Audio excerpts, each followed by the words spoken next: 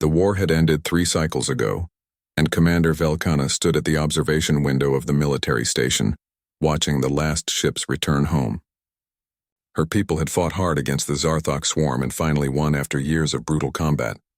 The hive-mind creatures had consumed 17 star systems before the Galactic Council managed to push them back into the dead sectors, where nothing could live anymore. 6 different alien species had united to fight this enemy, and millions had died in the process. Velkana had lost 2 of her siblings in the final battle, and the memory still hurt her deeply. The reptilian commander traced her claw along the transparent window as she watched the supply vessels moving slowly through space. Her scales reflected the dim starlight, and her tail moved slowly, showing her unease about something. The Council had declared victory and ordered all forces to return to their normal duties, but something felt wrong to her. She had survived 43 combat missions by trusting her instincts, and right now those instincts were screaming that the danger was not over. Her second officer, Dren, walked up behind her and spoke in a tired voice. The perimeter sensors around the dead sectors were being shut down tomorrow, and the Council believed the swarm was contained forever. Without organic matter to feed on, the creatures could not regenerate or reproduce, so the dead sectors worked as a perfect prison. Every scientist in the Council had confirmed this fact, and the politicians were eager to move on to other matters. Velkana wanted to believe them, but her military experience told her that declaring victory too early was dangerous. 3 days passed, and the Tarathi warships prepared to jump into hyperspace, heading home after months of guard duty. A young sensor technician named Krill noticed something strange on his monitoring screen. A single unknown vessel was approaching the dead sectors from an unusual direction, and it was moving fast. The ship design was crude and primitive looking, nothing like any Council vessel. Strange symbols covered its hull, and it was leaking radiation like an old reactor about to fail. Krill immediately reported the contact to Commander Velkana, who rushed to the sensor station to see for herself. She ordered the communications officer to hail the unknown ship on all frequencies and warn them about the quarantine zone. For several long minutes there was no response, and Velkana began to think the ship was abandoned or its crew was dead. Then suddenly a voice crackled through the speakers, speaking in a language the translation computer struggled to understand. The voice identified itself as Captain Jake Monroe from something called the USSC Defiance, and he said his people had received a distress signal from this region 4 months ago. He claimed that Earth fleet had come to help fight the Zarthok and was requesting coordinates to join the battle. Velkana felt confused because there was no species called Earth in any Council database, and she had personally sent no distress calls to anyone. She informed the captain that the war was over and the threat was contained, so he should turn his ship around immediately. Captain Monroe responded after a brief pause, saying his sensors were detecting massive energy signatures in the dead sectors that looked like active biological systems. He said this did not match the description of a contained threat, and his people had experience fighting similar hive-mind organisms before.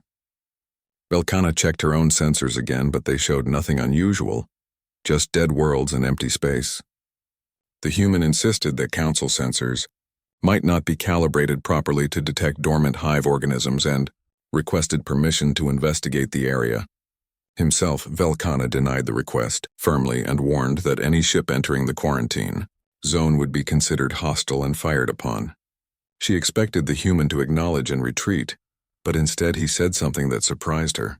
Captain Monroe stated that his crew had traveled 3 months through dangerous space to reach this location, and they would not turn back because of bureaucratic restrictions. If there was any chance the swarm was still active, they were going in whether the Council approved or not. Then he cut off communications, and his ship accelerated toward the dead sectors at incredible speed. The Tarathi second officer asked if they should pursue and disable the human vessel, but Velkana hesitated. Something about the captain's words bothered her, and she decided to run deeper sensor analysis on the dead sectors, using algorithms that had not been activated since the ceasefire. The results took several minutes to process, and when they appeared on her screen she felt her blood turn cold. There were faint thermal readings scattered throughout the region and microscopic energy fluctuations that could be explained away as natural phenomena, but they could also indicate dormant biological activity. Velkana made a decision that could end her career and ordered Dren to recall the entire Tarathi fleet immediately. She would take full responsibility for disobeying council protocols, but her instincts told her the human might be right. Dren rushed to send the emergency recall while Velkhana watched the primitive human ship disappear into the dead sectors on her tactical display. She did not know who these humans were or why they had come from so far away, but for the first time in 3 cycles she felt something unexpected. The human ship called Defiance moved deeper into the graveyard of destroyed vessels that filled the dead sectors. Thousands of wrecked warships from the previous war drifted in massive debris fields, and the hulls were torn apart by what looked like giant claws or teeth. Captain Jake Monroe sat in his command chair studying the holographic displays around him. His tactical officer, Sophie Grant, remarked that the destruction was incredible, and it looked like a major battle had happened recently, not years ago. Jake agreed because the radiation signatures indicated the wrecks were only weeks old at most. The Defiance was a Frontier-class cruiser built by humans in orbit around Mars, and it was the 3rd generation of Earth's interstellar warships. The ship was not elegant or beautiful, but it was tough and heavily armed because humans built vessels expecting to be shot at. Jake ordered his crew to battle stations as a precaution, while keeping weapons locked so they would not accidentally start a war with the aliens. His executive officer, Peter Daniels, wondered if they had made a mistake coming here, but Jake trusted his instincts, and something about this situation felt very wrong. The science officer, Ryan Torres, detected faint organic signatures clustered around a small moon in Sector 7 of the dead sectors. Jake ordered the image on screen, and what appeared made everyone on the bridge fall silent. The moon's entire surface was covered in a thick layer of living tissue that pulsed and moved like it was breathing. This was not a dead threat contained safely as the aliens had claimed. This was an active hive that was feeding and growing stronger every moment. Sophie stated the obvious truth that everyone was thinking. The swarm was not dormant at all, and the war was not over. Before Jake could respond, the moon's surface erupted violently, and thousands of creatures launched into space, heading directly toward the Defiance. Each creature was the size of a fighter jet and covered in armor plates with massive claws and teeth designed for ripping through metal. Jake shouted orders for evasive maneuvers and activated all defensive systems as the swarm attacked with terrifying speed and hunger. The Defiance shook violently as the automated defense guns fired continuously at the approaching swarm creatures. Streams of tungsten bullets filled the space around the ship, creating a deadly barrier that shredded dozens of the attacking organisms into pieces. Jake Monroe gripped his command chair tightly as the ship banked hard to avoid the main wave of creatures. Sophie worked frantically at her tactical console, targeting the largest groups of enemies, while Peter managed the power systems to keep shields at maximum strength. The creatures moved with terrible intelligence, coordinating their attacks to overwhelm specific sections of the ship's defenses. Some acted as decoys, drawing fire, while others slipped through gaps in the defensive screen. Ryan shouted a warning as 3 creatures managed to latch onto the starboard hull and began tearing through the outer armor with their claws. The crew could hear the metal screeching as the creatures dug deeper, trying to reach the interior compartments where humans were working. Jake ordered Sophie to prepare heavy missiles for launch and target the hive moon directly. If that was the source of these creatures, then destroying it would stop the attacks. Sophie confirmed the order and loaded 6 Hellfire missiles into the launch tubes. Each missile carried a 50-megaton nuclear warhead, powerful enough to crack a small asteroid into pieces. The missiles launched with a roar and streaked toward the moon, trailing bright plasma exhaust behind them. The swarm reacted instantly to the new threat. The biomass covering the moon's surface began peeling away in massive sheets and flying into space. Thousands of creatures sacrificed themselves by forming a living shield between the moon and the incoming missiles. The nuclear warheads detonated in brilliant flashes of light and heat, vaporizing everything caught in the blast radius. The explosions created temporary stars that burned for several seconds before fading. When the light cleared, the moon was still intact, protected by the bodies of creatures that had died to save it. Ryan spoke with shock in his voice, saying the swarm had deliberately sacrificed thousands of its own units to protect the hive structure. This was not mindless animal behavior, but calculated strategic thinking that showed disturbing levels of intelligence. Jake realized they were fighting an enemy that could adapt and plan, which made it far more dangerous than he had expected. The intercepted transmissions about the Zarthok had not fully prepared him for seeing the swarm in action. The communications officer reported an incoming transmission from the alien fleet. Commander Velkhana's reptilian face appeared on the view screen, and her scales had turned an almost white color, which Jake guessed meant she was frightened. She informed him that the Tarathi fleet was returning to the sector, but would not arrive for another 2 hours. She urged Jake to withdraw immediately because a hive that size could produce millions of warrior creatures, and one ship could not survive such odds. Jake refused the order politely but firmly. If they retreated now, the hive would have time to spread and infect other areas. The Defiance was going to destroy that moon using every weapon they had available. Belkana tried to argue, but Jake cut the transmission and turned back to his crew. He ordered all remaining missiles loaded and told Ryan to find any weakness in the hive's structure they could exploit. He also contacted Colonel Lisa Hayes on the Marine deck and told her to prepare her soldiers for possible boarding. Action. Peter looked at his captain with wide eyes, asking if Jake was seriously considering boarding a hive moon. Jake confirmed that if they could not destroy it from outside, they would plant explosive charges on the inside. The crew looked uncertain, but they trusted their captain's judgment and moved to execute his orders. The Defiance came around for another attack run, pushing her engines beyond their normal operational limits. More creatures poured from the moon, creating a dense cloud of living weapons between the ship and its target. Sophie unleashed everything the Defiance had in her arsenal. Missiles and railgun rounds tore through space, followed by particle beams that burned through organic tissue. The nuclear warheads detonated in rapid sequence, creating overlapping explosions that turned the area around the moon into an inferno of fire and radiation. The sustained bombardment lasted for nearly a minute, and the heat was intense enough to vaporize rock. When the flames finally cleared, a section of the moon's surface was exposed, showing bare stone beneath the biomass layer. Jake saw his opportunity and made a decision that shocked everyone on the bridge. He ordered the ship to ramming speed and pointed the Defiance directly at the exposed section. Peter asked if he was serious, and Jake confirmed the order without hesitation. The crew braced themselves as the ship accelerated to maximum velocity, with her reinforced prow aimed at the target. Remaining swarm creatures threw themselves at the ship, desperately trying to stop it, but nothing could halt the massive cruisers. Momentum now, the Defiance hit the moon's surface at nearly 10,000 kilometers per hour. The impact sent shock waves through both vessels, and the humans felt the violent shuddering through every deck.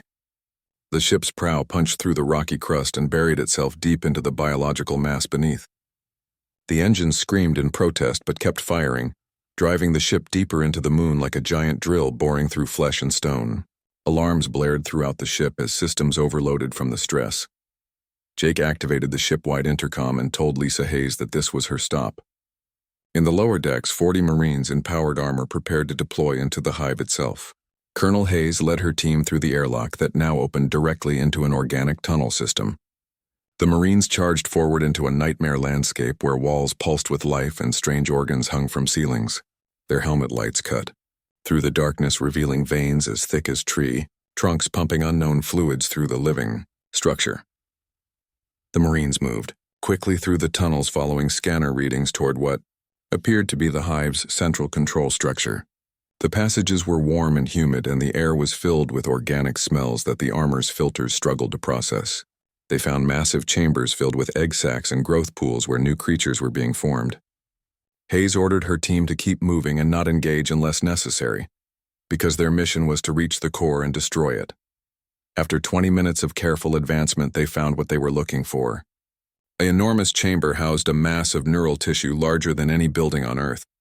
This was the hive's brain, the central intelligence that controlled all the creatures and coordinated their attacks.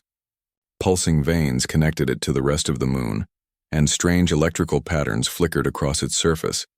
Lisa ordered her demolition specialist to place shaped nuclear charges around the chamber, while the other Marines provided security. The hive suddenly realized what was happening. The walls began convulsing violently, and warrior creatures poured from hidden passages, screaming with rage. The Marines opened fire with their rifles, creating a defensive perimeter around the demolition team. The battle was brutal and fought at close range where every shot counted. Creatures fell, but more kept coming, trying to overwhelm the human defenders through sheer numbers. One of the demolition specialists shouted that the charges were set, and the timer was running. Hayes ordered immediate evacuation, and the Marines began fighting their way back toward the Defiance. The creatures pursued them through the tunnels, attacking from all sides. 3 Marines were dragged into the darkness despite their teammates trying to save them. Lisa sealed the airlock behind the survivors just as the timer reached 0. The nuclear charges detonated simultaneously deep inside the hive moon. Each device was designed to create an implosion rather than an explosion, focusing all their energy inward. The combined blast created a miniature black hole that existed for less than 1 second, but it was enough. The singularity consumed the hive's core, and the destruction spread rapidly through the entire structure. From the bridge, Jake watched as the moon collapsed inward, being sucked into a point of infinite gravity before the black hole evaporated. When everything settled, only fragments of lifeless rock remained tumbling through space. Sophie confirmed that all biological signatures were gone, and the hive was completely destroyed. Jake let out a long breath, feeling exhausted but satisfied.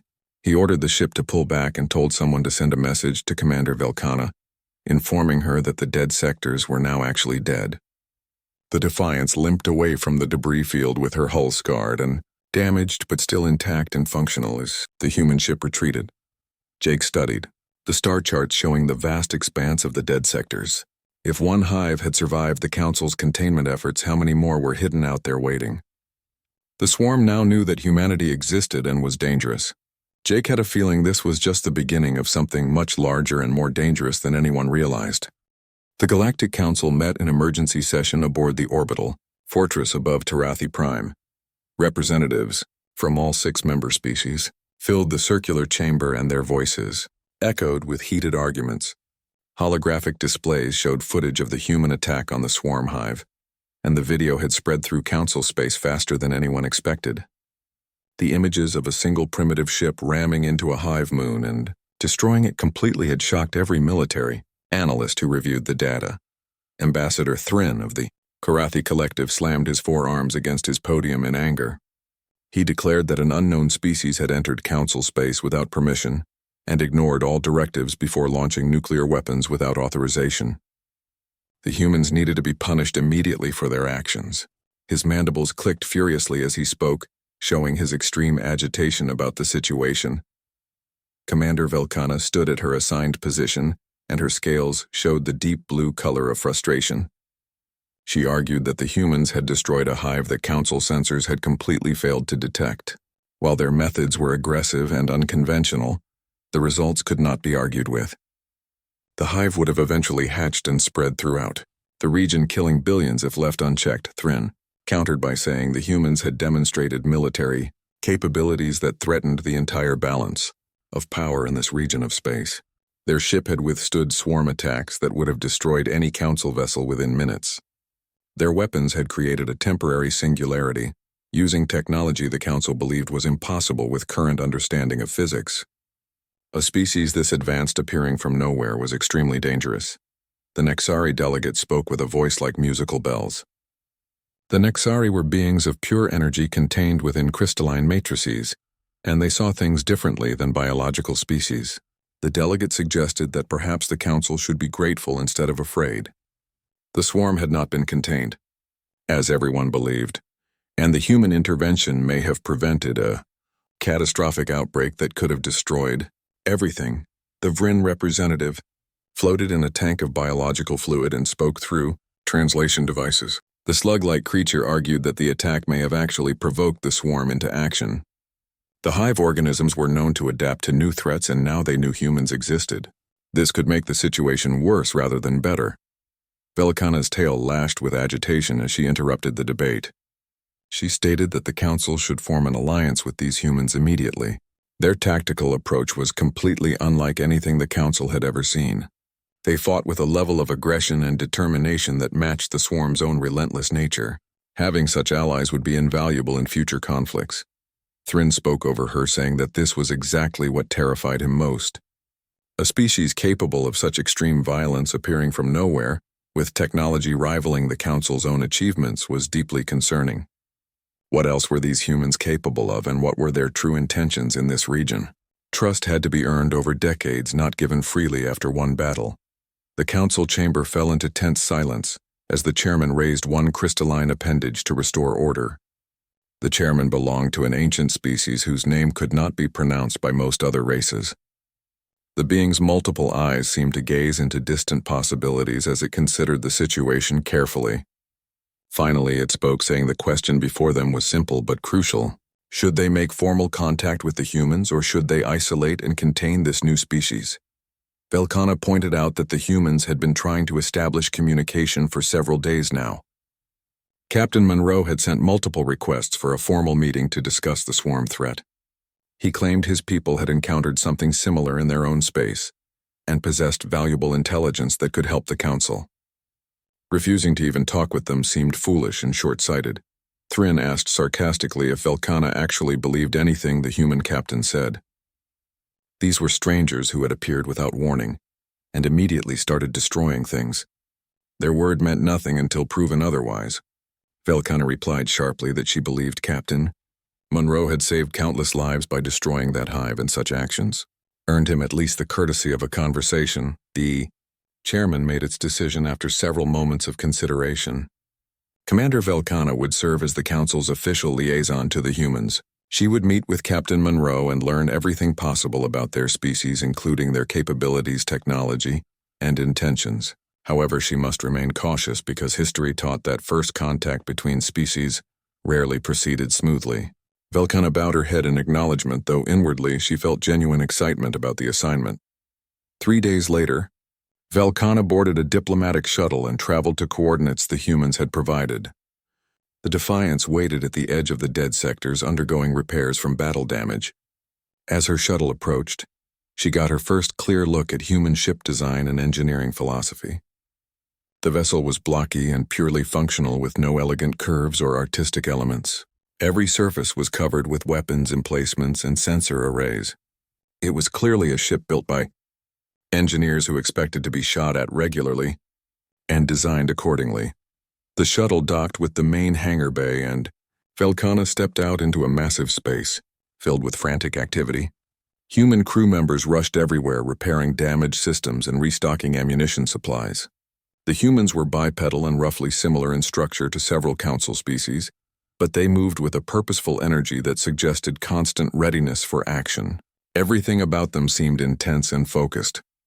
Captain Monroe met her at the airlock entrance.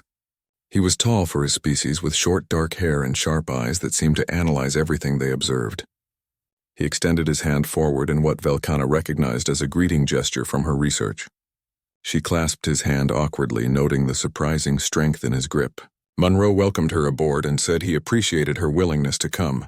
Despite the controversial circumstances, Velkhana commented that his ship was quite impressive for something humans had built themselves. Jake explained that the Defiance was constructed in shipyards orbiting Mars and represented the third generation of human interstellar vessels.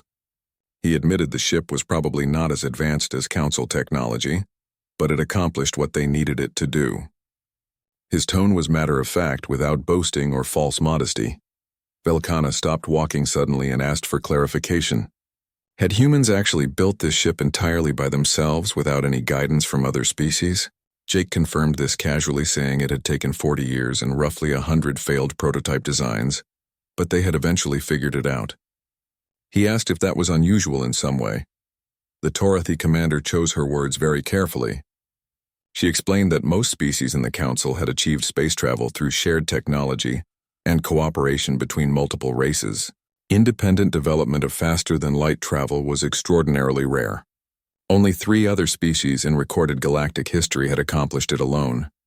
Jake seemed surprised by this information but did not dwell on it.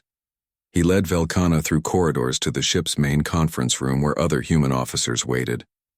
Jake quickly introduced Lieutenant Sophie Grant, the tactical officer, and Commander Peter Daniels, the executive officer.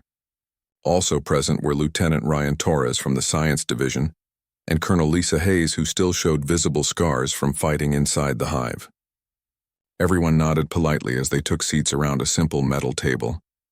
Jake got straight to the point, saying they should discuss business immediately. His people had come to this region because they intercepted what they believed was a distress call. The transmission turned out to be old, but the threat it described was very real. Humans had fought something similar before in their own territory. Velkhana leaned forward with intense interest, asking if they had truly encountered the swarm previously. Jake corrected her, saying, not the swarm exactly, but something remarkably similar. 3 years ago, a human colony on a planet called Proxima Centauri b was attacked by organisms they named the Ravagers. These creatures were a biological swarm that consumed all organic matter and used it to replicate themselves endlessly. The description matched the Zarthok almost perfectly. Velkhana asked how they had stopped such a threat. Colonel Hayes answered bluntly that they had not stopped it.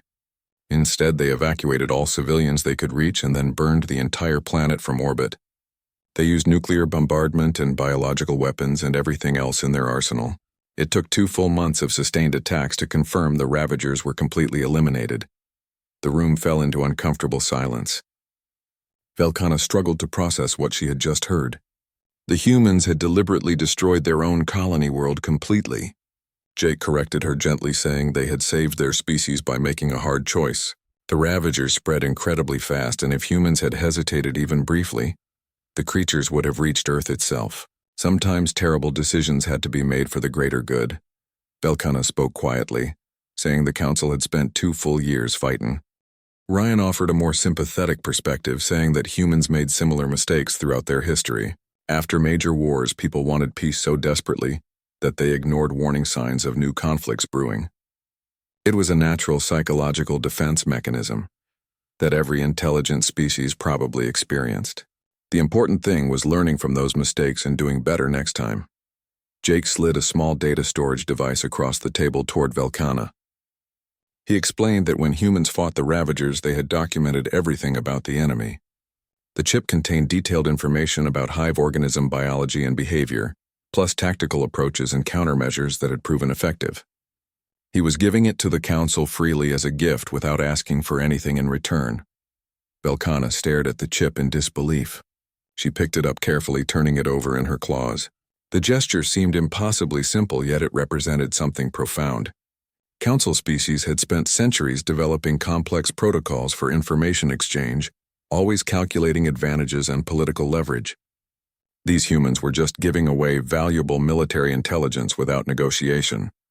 She asked directly what Jake wanted from the council in exchange for this generosity. Jake leaned back in his chair and answered honestly. Humans wanted to know they were not alone in the universe anymore. They wanted allies and friends because Earth was very far from this region, and humanity was still learning how galactic society worked.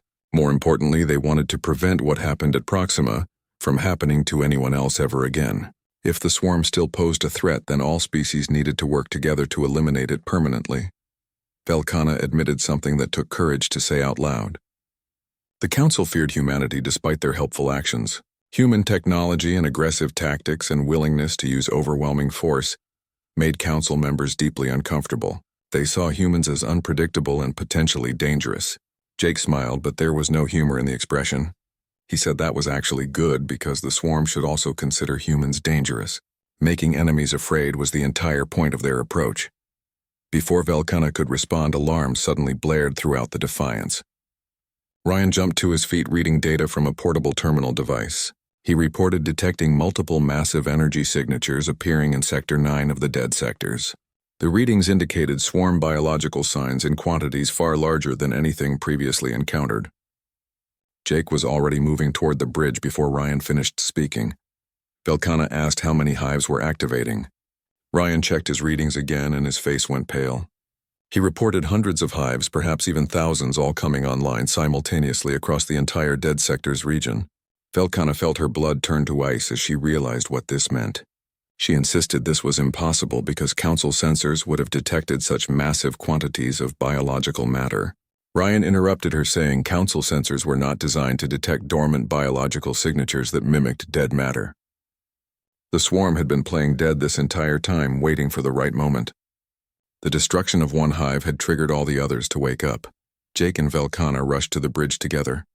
The main view screen displayed a tactical map of the dead sectors, and what Velkhana saw made her want to deny reality itself. The entire region was lighting up with activity as sensors detected life signs everywhere. Every seemingly dead world and every barren asteroid and every lifeless chunk of rock was now revealed to be covered in swarm biomass. The war had never ended at all. It had simply been hibernating. Jake immediately ordered someone to open a communications channel to the council, so they could see this data themselves. He also told another officer to contact Earth Fleet Command and request every available ship be sent to this location immediately. The human crew erupted into controlled, organized chaos, with each officer executing their duties with practiced efficiency. Velkhana watched them work and realized these humans were not reckless at all. They were simply always ready for the worst possible scenario. 3 Earth Fleet vessels arrived through slip space within the hour. The cruiser Valiant and the destroyer Olympus and the massive carrier Midway emerged from hyperspace and took up defensive positions. These ships were smaller than Council dreadnoughts, but they moved with aggressive precision that suggested their captains knew exactly what they were doing. Velkhana observed that humans seemed to prefer speed and firepower over size and armor. Sophie reported that sensors were detecting launch activity from multiple hive locations. She estimated approximately 5 million warrior drones in the first wave alone. 5 million creatures was a number beyond anything the Council had faced during the entire previous war. The largest single engagement had involved maybe 100,000 swarm units. This was 50 times worse than their worst projections.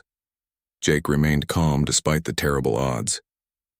He opened communications with the other human ships and asked Captain Helen Cross of the Valiant for a status report.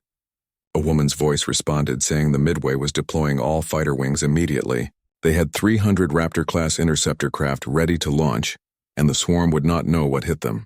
Velkhana watched in amazement as the carrier's launch bays opened wide. Small single-pilot fighters streamed out like a swarm of angry insects, each one covered in weapons and moving with incredible agility.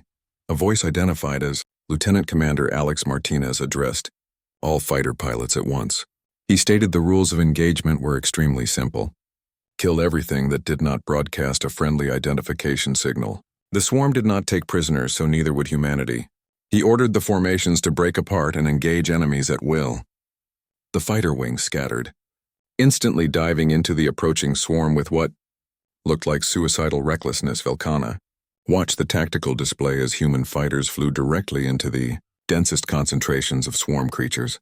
They wove between enemies at impossible speeds and took risks no Council pilot would ever attempt. Yet somehow their tactics worked perfectly. The Raptors tore through swarm formations with devastating efficiency, and the pilots seemed to anticipate every attack before it came. She remarked that they were magnificent to watch. Jake responded that they were insane, but that insanity was what made them effective.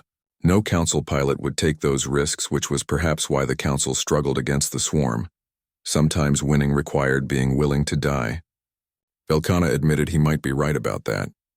Jake asked Velkhana how many Council ships could reach this location and how quickly. She checked her tactical display and reported that the nearest battle group was 2 hours away. It consisted of 6 cruisers and 15 frigates. Jake said that would not be nearly enough firepower. He asked about other Council species fleets in the region. Velkhana explained that Karathi forces were stationed 3 systems away and could arrive in 4 hours. The Nexari had ships nearby, but they were designed for energy warfare, not biological threats. Their weapons would be less effective against organic targets. Jake's expression tightened as he calculated odds. He told Sophie to target the largest concentrations of hive mass. He wanted nuclear saturation bombardment on everything bigger than a house. Sophie reported they only had 40 nuclear warheads remaining after the previous battle. Jake said they would have to make every single one count. He ordered her to fire at will and prioritize targets that looked like command nodes. The Defiance and her sister ships opened fire simultaneously. Nuclear missiles streaked through space, seeking the densest clusters of swarm biomass. The detonations created temporary stars that blazed with intense light and radiation. Each explosion vaporized millions of creatures instantly, but millions more kept coming from every direction. The swarm had learned from the earlier encounter and adapted its tactics. Instead of charging blindly, the creatures spread out to minimize casualties from area effect weapons. They used destroyed hive fragments as cover and approached human ships from multiple vectors at once. The battle became a 3-dimensional nightmare, where enemies came from above and below and every side. Simultaneously on the Midway Colonel, Sam Porter coordinated fighter wings with the skill of someone who had fought hive organisms before. He ordered Alpha Wing to draw enemies toward a nearby asteroid field. Bravo Wing would set up an ambush from above, while Charlie Wing followed him to attack a large command organism. The Raptors executed his orders with perfect precision, Alpha Wing led streams of swarm creatures into the dense asteroid field, where fighters could use rocks as cover and obstacles.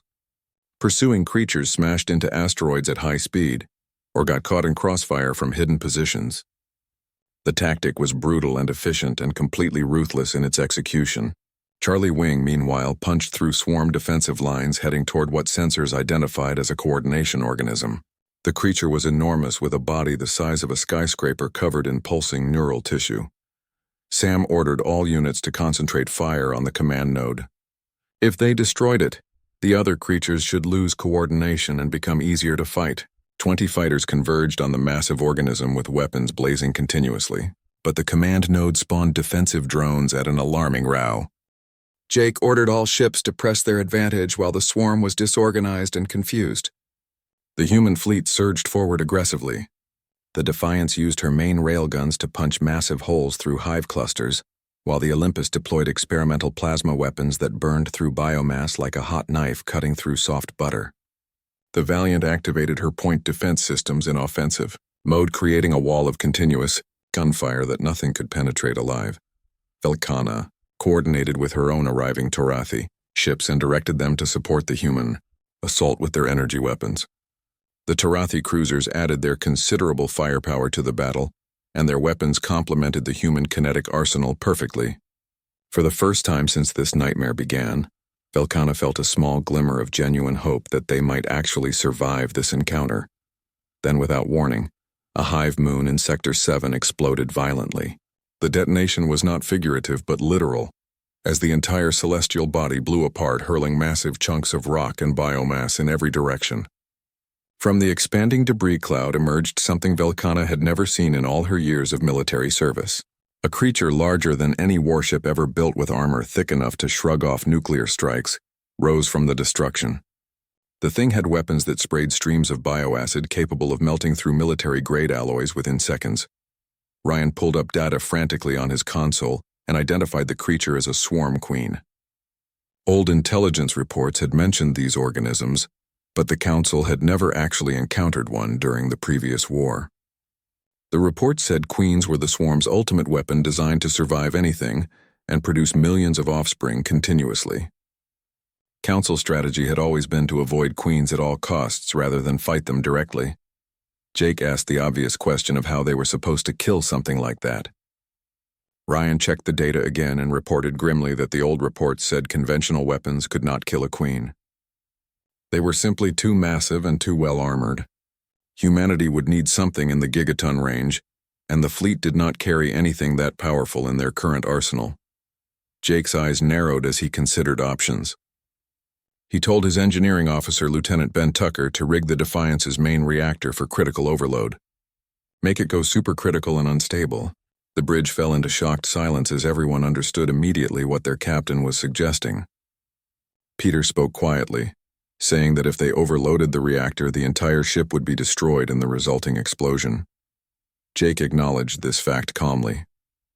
He knew the cost, but if that queen reached any inhabited system, billions of people would die horrible deaths. One ship was an acceptable loss compared to that outcome. He activated the ship-wide communication system and addressed the entire crew. All hands were to evacuate the Defiance immediately using lifeboats and shuttlecraft. This was not a drill or an exercise. Everyone had 10 minutes to abandon ship. The crew responded without hesitation or argument. They had trained for this exact scenario, even though everyone hoped it would never actually happen. Within minutes, personnel streamed toward evacuation points in organized groups. Velkhana watched human efficiency and discipline in action. There was no panic or chaos, just calm professionalism even when facing certain death. Jake told Sophie and Peter and Ryan they were officially relieved of duty and ordered to get to lifeboats immediately.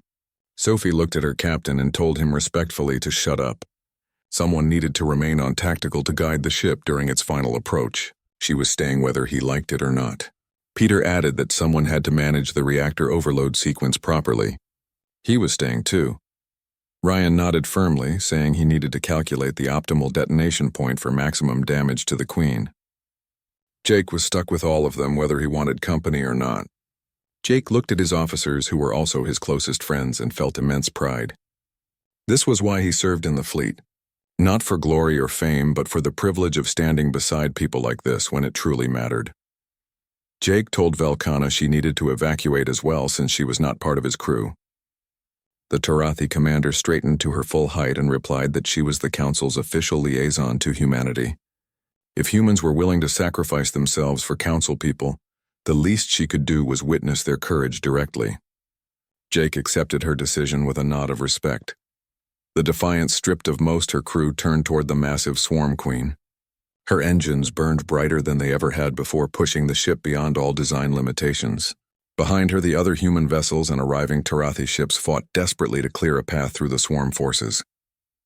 They drew off as many creatures as possible to give the Defiance a chance to complete her mission.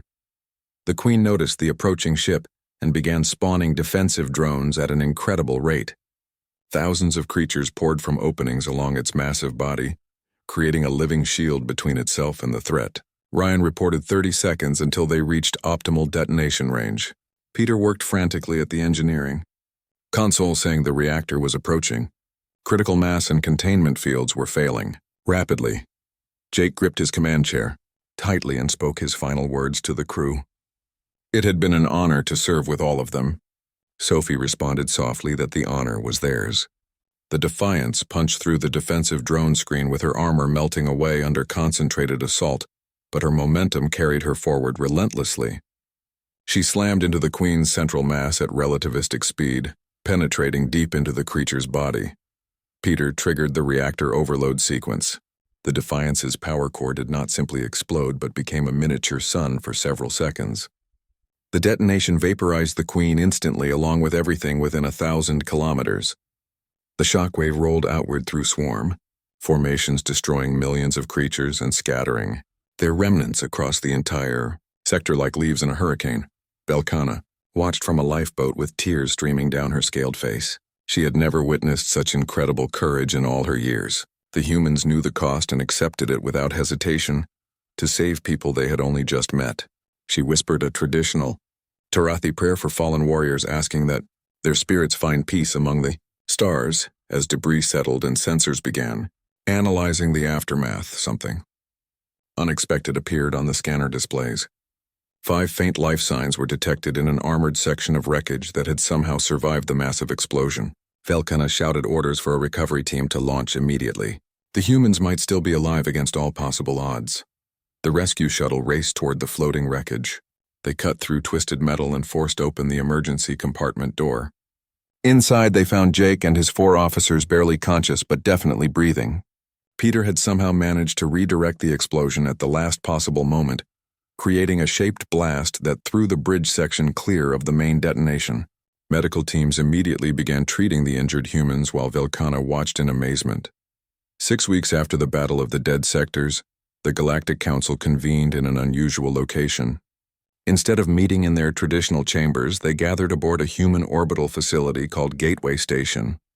The council delegates had been invited to visit Earth's home system, and what they discovered both humbled and frightened them in equal measure.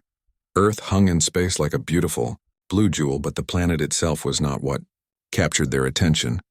The infrastructure humanity had built was staggering in scope. Massive shipyards orbited Mars, constructing vessels at a pace the council considered impossible. The asteroid belt had been transformed into an enormous network of mining operations and refineries. Even Venus was being terraformed using technologies the Council had only theorized about. Ambassador Thrin muttered that humans had industrialized their entire star system. In less than 1 century since achieving basic spaceflight, they had accomplished what took Council species thousands of years.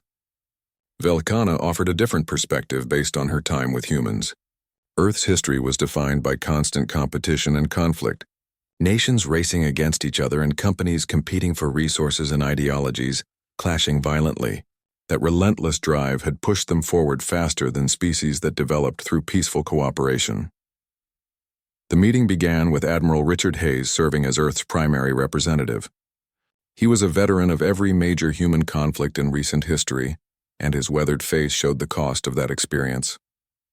He thanked the Council for coming to humanity's home and said it was time for completely honest conversation. No diplomatic games or political maneuvering, just direct discussion about the situation everyone faced together.